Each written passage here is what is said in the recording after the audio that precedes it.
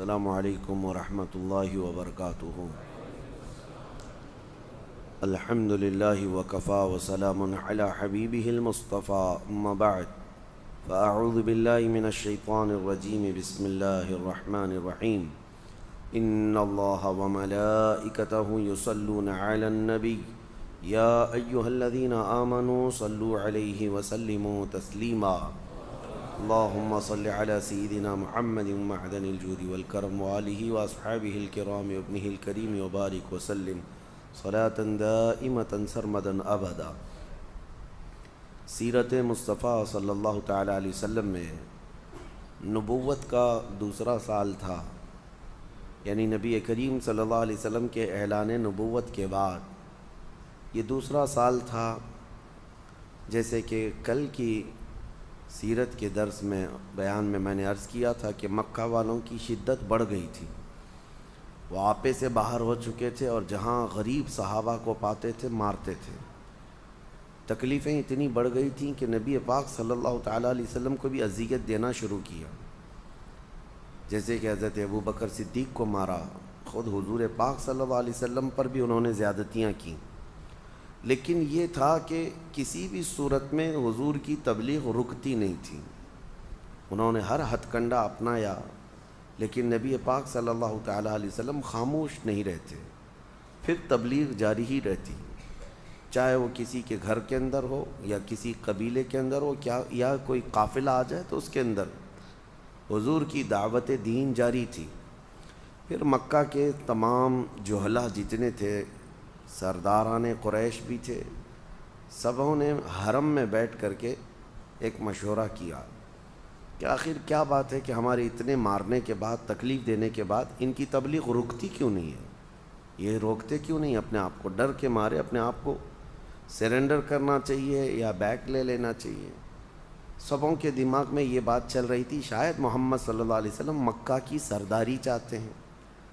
یا ان کو کوئی یہاں پر حکومت قائم کرنی ہے، بادشاہ بننے کی خواہش ہوگی، ایسا کچھ مسئلہ ہوگا۔ تو سبوں نے طے کر کے ان میں سے ایک جو شخص تھا عتبہ بن ربیعہ، اس کو اپنا وکیل بنایا اور کہا کسی طرح محمد کے قریب ہو جاؤ اور ان کے دل میں موجود بات معلوم کر لو کہ آخر وہ کیوں اس قدر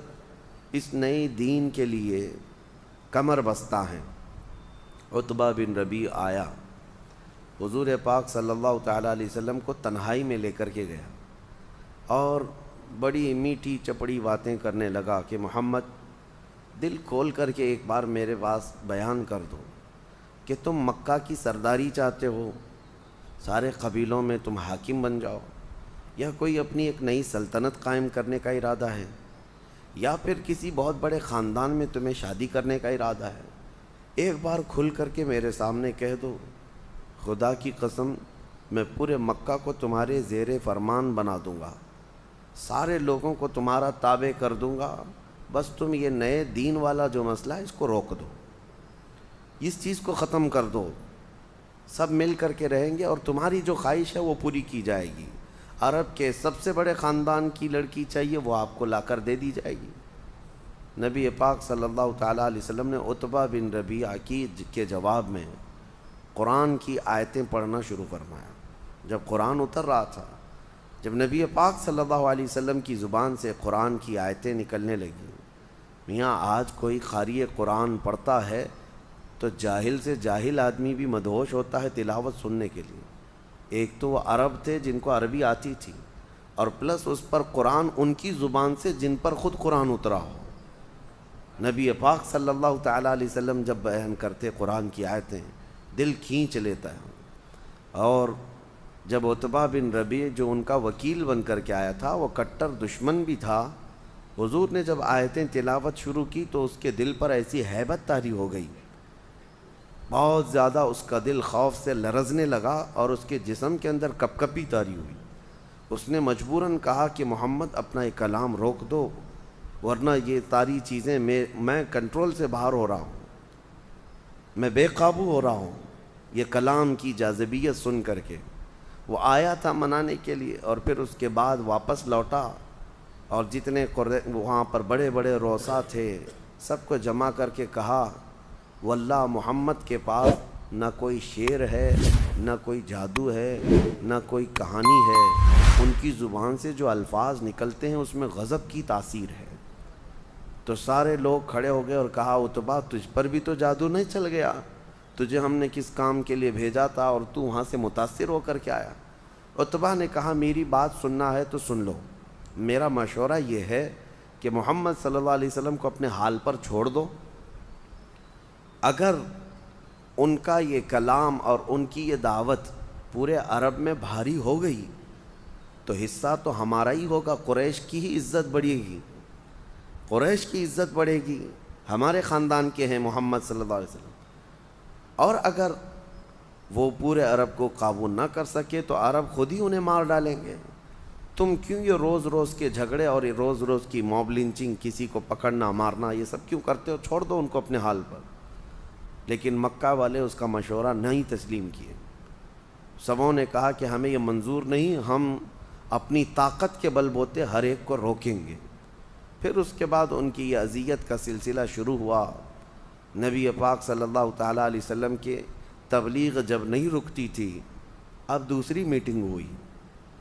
یہ فرسٹ میٹنگ تھی، دوسری میٹنگ ہوئی جو شرفائے قریش تھے، یعنی جو شریف لوگ مانے جاتے تھے اس وقت کے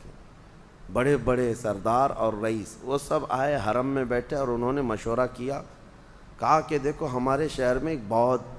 سخت گہما گہمی چل رہی ہے، ایک کام کرتے ہیں، ہمارے اور محمد کے بیچ میں اگر ابھی کوئی باقی ہے تو وہ ابو طالب ہے،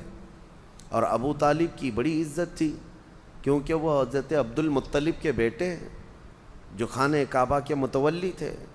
تو ابو طالب کے ہاں بہت بڑا ادب کا معاملہ ہوا کرتا، کیونکہ خانہ کعبہ کی چابی کے معاملات اور بھی دیگر معاملات ان کے خاندان میں ہوا کرتے۔ تو سبوں نے یہ مشورہ کیا کہ ہمارے اور محمد کے بیچ میں ابو طالب ہے، جا کر ابو طالب سے اس مسئلے میں بات کرتے ہیں، اگر وہ ہم بیچ میں سے ہٹ گئے تو ہم نپٹ لیں گے۔ تو بڑے بڑے جتنے لوگ تھے وہ سب آئے اور آ کر کے ابو طالب کے پاس، جبکہ ان کا بڑھاپا چل رہا تھا، جناب ابو طالب کے پاس آ کر کہنے لگے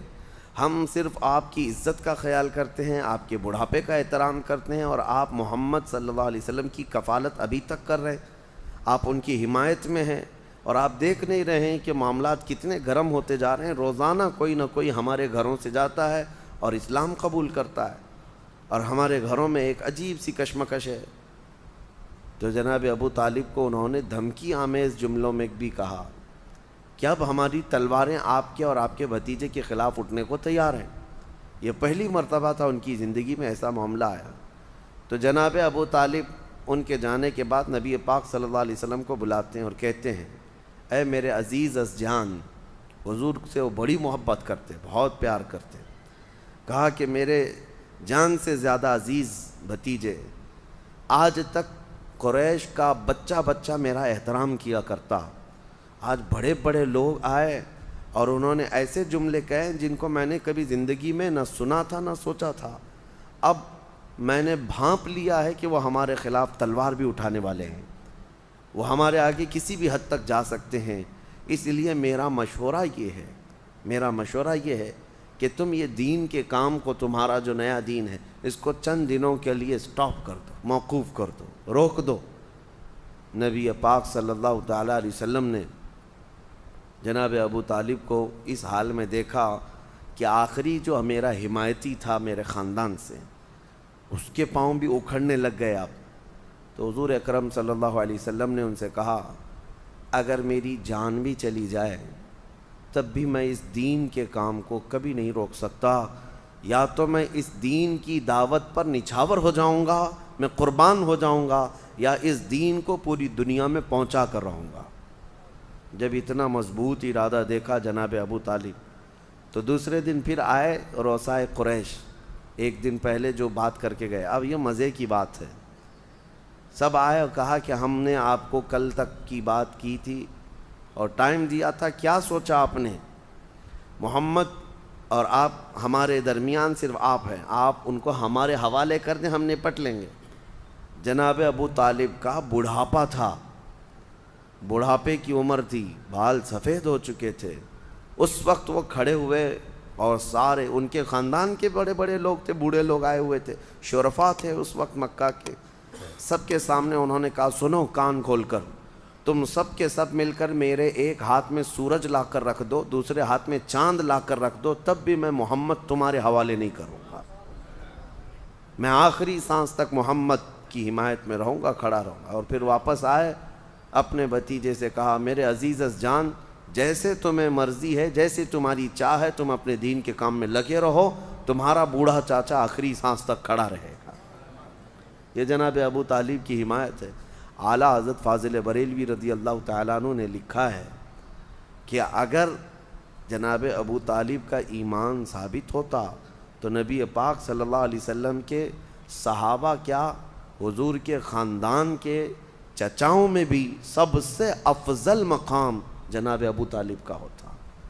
حضرت عباس ایک جگہ، حضرت امیر حمزہ ایک جگہ، لیکن جناب ابو طالب کا جو مقام ہوتا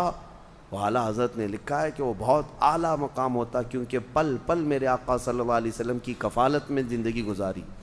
8 سال کی عمر تھی حضور کی اس وقت سے لے کر حضور کی عمر 50 سال کی ہو گئی، تب تک جناب ابو طالب حضور صلی اللہ علیہ وسلم کی رفاقت میں رہے۔ بہرحال یہ نبوت کا دوسرا اور تیسرا سال تھا، اور اس کے بعد پھر تبلیغ اسلام جب بڑھتی گئی تو اب جو مدینے والے ایمان لائے یا باہر کے قبیلے جو ایمان لائے، وہ کس طرح سے حضور کی دعوت پر ایمان لائے، اگلے سلسلے میں انشاءاللہ عرض کریں گے۔ اللہ کریم حضور پاک صلی اللہ علیہ وسلم کی سیرت طیبہ کی جھلکیاں اور روشنیاں ہماری زندگیوں میں عطا فرمائے۔ وآخر دعوانا ان الحمد للہ رب العالمین۔ السلام علیکم۔